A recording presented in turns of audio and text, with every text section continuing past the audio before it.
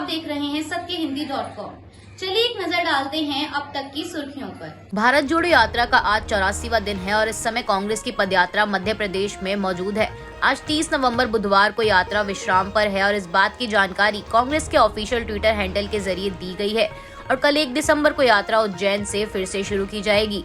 आपको बता दें, शेड्यूल के हिसाब से राहुल गांधी की यह पदयात्रा करीब 13 दिनों तक मध्य प्रदेश में जारी रहेगी और लगभग 3 दिन तक इंदौर में रुकने के बाद 3 दिसंबर की शाम को आगर जिले से राजस्थान में प्रवेश करेगी। राहुल गांधी के नेतृत्व में जारी भारत जोड़ो यात्रा के राजस्थान में प्रवेश करने से पहले राज्य सरकार के मंत्रियों ने मंगलवार को गुर्जर समुदाय के प्रतिनिधि मंडल के साथ बैठक की।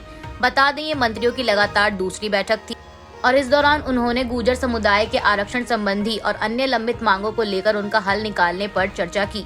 दरअसल एमबीसी के तहत आने वाले गुर्जर सहित 5 समुदाय के लोगों की नौकरियों और शिक्षण संस्थानों में 5% आरक्षण, छात्रों को छात्रवृत्ति और नौकरियों में पदोन्नति से संबंधित मुद्दों के समाधान की मांग है।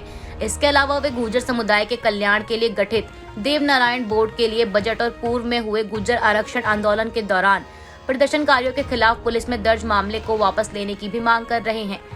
वहीं खेल मंत्री अशोक चांदना ने बैठक के बाद संवाददाताओं से बातचीत में बताया कि कई मांगों पर सहमति बन गई है, लेकिन अभी एक बिंदु पर फैसला होना बाकी है, इसलिए बुधवार को भी बैठक बुलाई गई है। सुकेश चंद्रशेखर ने एक बार फिर दिल्ली के उपराज्यपाल वीके सक्सेना को चिट्ठी लिखी है और इस चिट्ठी के माध्यम से उसने दिल्ली के डिप्टी सीएम मनीष सिसोदिया और जेल में बंद आम आदमी पार्टी के मंत्री सत्येंद्र जैन पर आरोप लगाते हुए दावा किया है कि सिसोदिया और जैन के करीबी सहयोगियों के नंबरों से धमकी भरे कॉल आए हैं। सुकेश ने लिखा है कि 16 और 17 नवंबर को मेरे परिवार को अज्ञात नंबर से फोन कॉल आए, जिसमें जेके नाम के एक व्यक्ति ने उनसे बात की। जेके का पूरा नाम जय किशन है, जो कि सत्येंद्र जैन के करीबी सहयोगी हैं। इसके साथ ही उसने दावा किया कि मेरे परिवार ने मुझे सूचित किया है कि कॉल करने वाले जेके ने उन्हें धमकी दी थी और उनसे कहा था कि वे मुझे जैन केजरीवाल आपके खिलाफ ना जाने के लिए कहें। उन्होंने कहा कि जैन साहब और केजरीवाल साहब समझौते के लिए तैयार हैं और वादा किया है कि दोगुनी राशि दी जाएगी और यह भी वादा किया है कि मेरी पसंद का कोई भी अनुबंध पंजाब में किसी को भी जारी किया जाएगा, बशर्ते मैं 8 दिसंबर तक चुप रहूं। अगर मैं चुप नहीं होता हूं तो मुझे प्रताड़ित किया जाएगा और मुझे मार दिया जाएगा। जैसे जैसे दिल्ली नगर निगम चुनाव की तारीख करीब आ रही है, वैसे ही सियासी गलियारों में भी हलचल तेज हो गई है।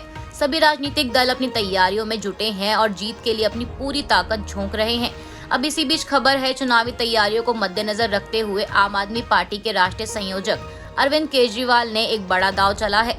मंगलवार को दिल्ली सीएम अरविंद केजरीवाल ने कहा कि आम आदमी पार्टी अगर दिल्ली में नगर निगम की सत्ता में दाखिल होती है तो रेजिडेंट वेलफेयर एसोसिएशन को वित्तीय और राजनीतिक रूप से सशक्त बनाया जाएगा और इसके साथ ही आरडब्ल्यूए को मिनी पार्षद का दर्जा भी दिया जाएगा।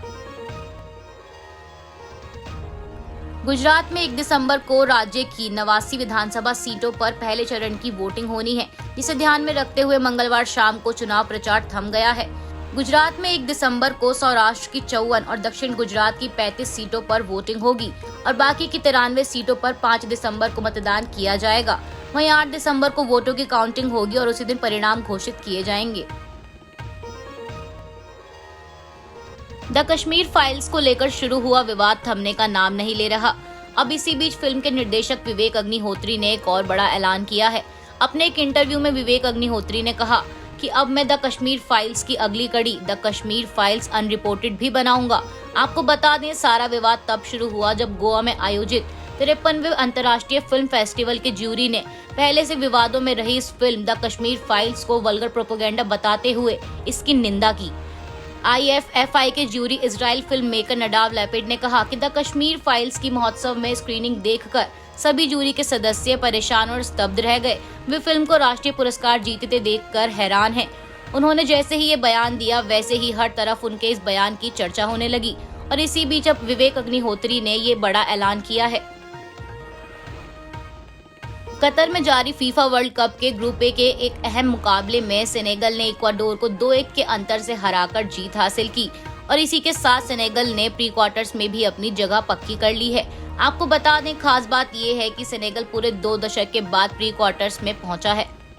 आज के लिए बस इतना ही। बाकी की खबरों के लिए जुड़े रहिए सत्यहिंदी.com के साथ।